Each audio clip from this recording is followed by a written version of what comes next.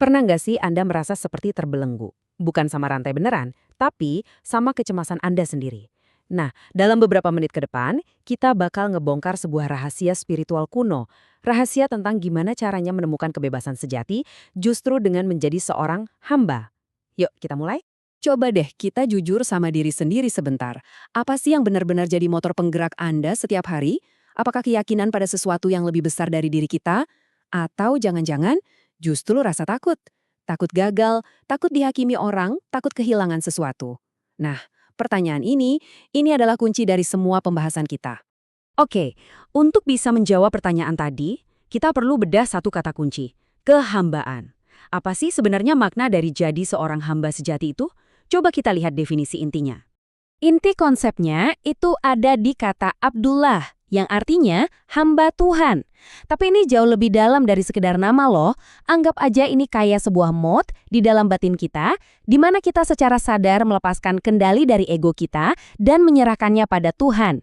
Inilah yang disebut-sebut sebagai penawar dari semua kebisingan dan konflik di dalam kepala kita. Terus, gimana kalau kita nggak berada dalam mode Abdullah itu? Nah, disitulah rasa takut mengambil alih. Kita jadi gampang takut gagal, cemas terus sama penilaian orang, dan khawatir berlebihan akan kehilangan. Rasanya itu kayak ada perang saudara di dalam diri yang nggak pernah kelar. Capek banget kan? Nah, disinilah ceritanya jadi menarik dan indah banget. Konsep kehambaan ini ternyata punya pasangan. Sebuah metafora tentang pernikahan spiritual yang jadi jantung dari seluruh pemahaman ini.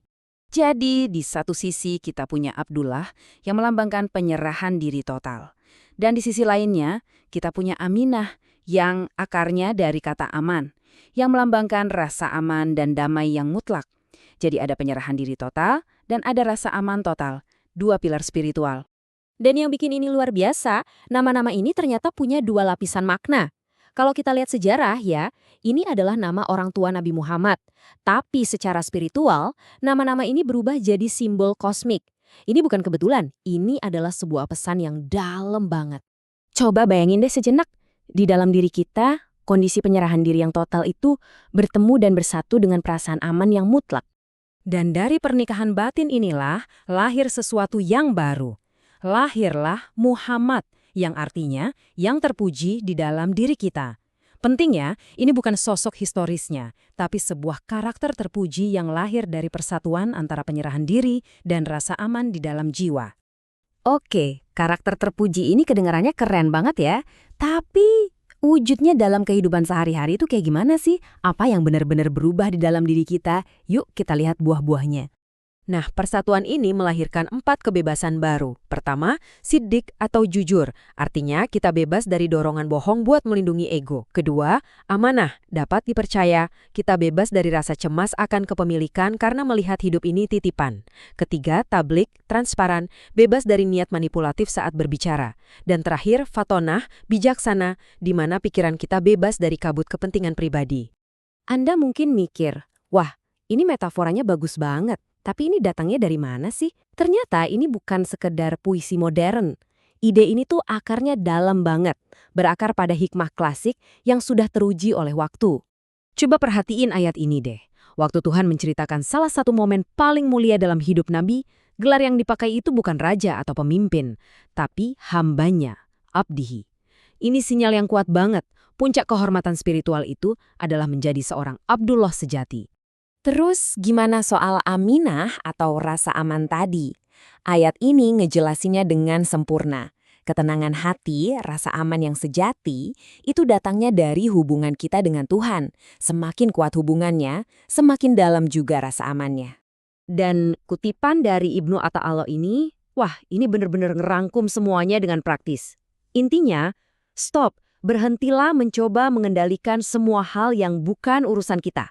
Rasa aman itu justru datang saat kita melepaskan ilusi bahwa kita yang pegang kendali dan mulai percaya sama Sang Maha Pengatur segalanya. Eits, tapi tunggu dulu. Ada batasan yang penting banget di sini yang nggak boleh salah. Kedekatan spiritual ini bukan berarti hamba melebur jadi satu dengan Tuhan. Paham tradisional menegaskan dengan sangat jelas, hamba selamanya adalah ciptaan, dan Tuhan selamanya adalah pencipta. Jadi ini bukan tentang penyatuan zat ya, tapi tentang kedekatan hubungan, di mana kita merasakan bimbingan dan perlindungannya. Oke, setelah kita ngebahas semua bagiannya, kita balik lagi ke pertanyaan di awal. Gimana caranya semua ini membawa kita pada kebebasan sejati? Dan inilah rahasia utamanya. Sebuah paradoks yang indah banget. Kita sering mikir kalau jadi hamba itu artinya kita kehilangan kebebasan. Ternyata salah besar. Yang kita lepaskan itu bukan kebebasan kita, tapi ego kita yang penuh cemas itu. Dan sebagai gantinya, kita justru mendapatkan kebebasan yang paling sejati, kebebasan dari belenggu rasa takut. Dan pada akhirnya, semuanya akan bermuara pada kalimat ini. Ketika kehambaan itu sempurna, dunia tidak lagi menakutkan. Tantangan hidup akan selalu ada, pasti. Tapi kita nggak lagi melihatnya sebagai ancaman, melainkan sebagai bagian dari sebuah rencana besar yang indah. Jadi, saya mau tinggalin Anda dengan satu pertanyaan ini. Potensi untuk menyatukan penyerahan diri Abdullah dan rasa aman Aminah itu ada di dalam diri kita semua loh. Pertanyaannya adalah, karakter terpuji seperti apa yang akan Anda lahirkan dari pernikahan spiritual di dalam diri Anda sendiri?